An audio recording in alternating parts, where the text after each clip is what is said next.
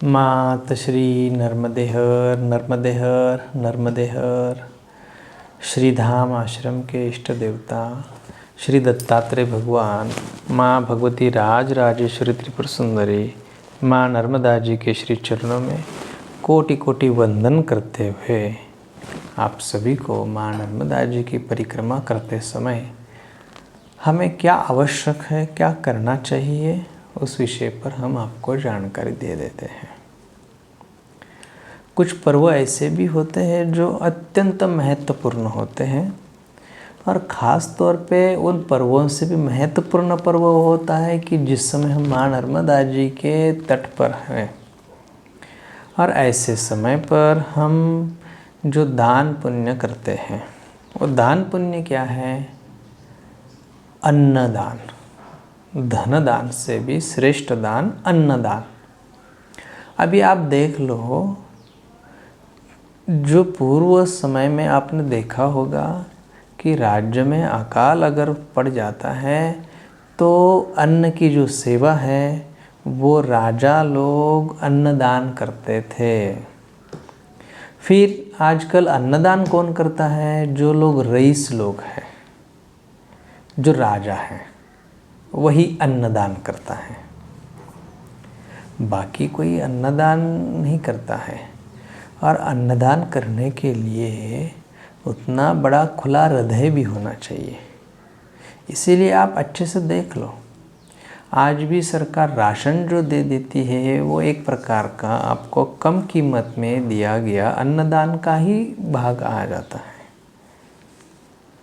चावल, गेहूँ आदि राशन में जो मिलता है, वास्तविकता में जो खेती करता है उसको पता है कि ये इतने कम दाम में कैसे बेच सकता है, वो नहीं दे सकते कोई भी। तो ये अन्नदान कौन करता है? जो रईस लोग हैं। तो इसीलिए हम अगर राजा बनना चाहते हैं, रईस बनना चाहते हैं, वो बनना है ना, फिर बनना है तो वो दान भी करना चाहिए, अन्नदान। तो जिस समय हम परिक्रमा में चलते हैं तो अपने हाथों के द्वारा जो माँ नर्मदा जी के परिक्रमावासी है उनके लिए अन्नदान की व्यवस्था करना, ये हमारा कर्तव्य है।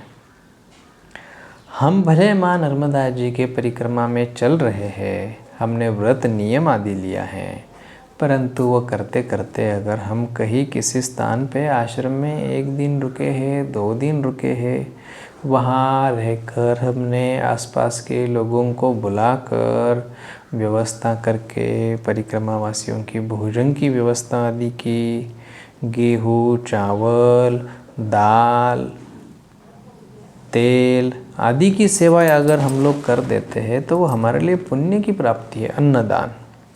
और ये करते करते चलते चलते जो हम ज्ञान की बातें जो कर रहे हैं माँ नर्मदा जी के तीर्थों के विषय पर, कौन से तीर्थ का कौन सा महात्म्य है, ये हो गया ज्ञान का दान। श्रेष्ठतम ज्ञान है ज्ञान का दान। राजा से भी बढ़कर स्थान जो है वो बड़े बड़े ऋषि मुनियों को दिया जाता था। क्यों दिया जाता था? ताकि अन्नदान के बाद आता है ज्ञान दान, ये सर्वश्रेष्ठ है। तो इसलिए हमें माँ नर्मदा जी की परिक्रमा करते समय इन 2 बातों पे खास तौर पे ध्यान देना है कि हम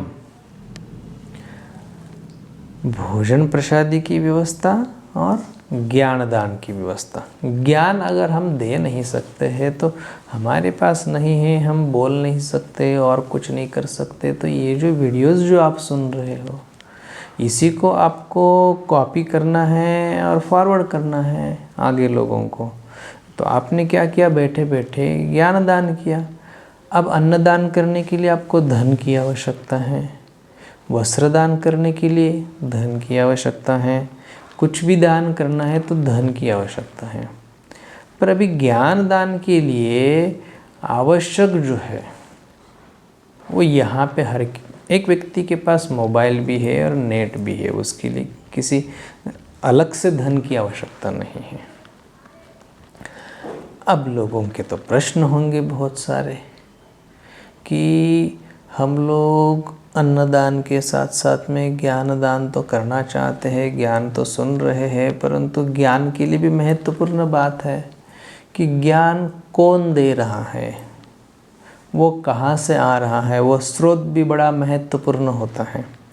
ऐसा नहीं है कि बाज़ार में सब्जी की दुकानें बहुत सारी होती है पर कोई भी दुकान में जाके सब्जी नहीं लाते हैं।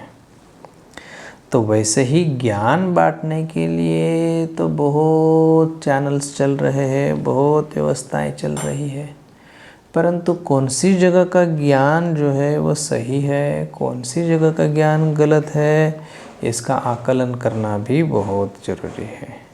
उसको जानना ज़रूरी है, उसमें समझना ज़रूरी है, वास्तविकता तक पहुंचना ज़रूरी है और फिर उस घटना को मानना चाहिए। जैसे अभी हमने आपको एक ज्ञान तो बता दिया है, परंतु आपको इसको मानना ही चाहिए ऐसा हम कभी नहीं कहेंगे।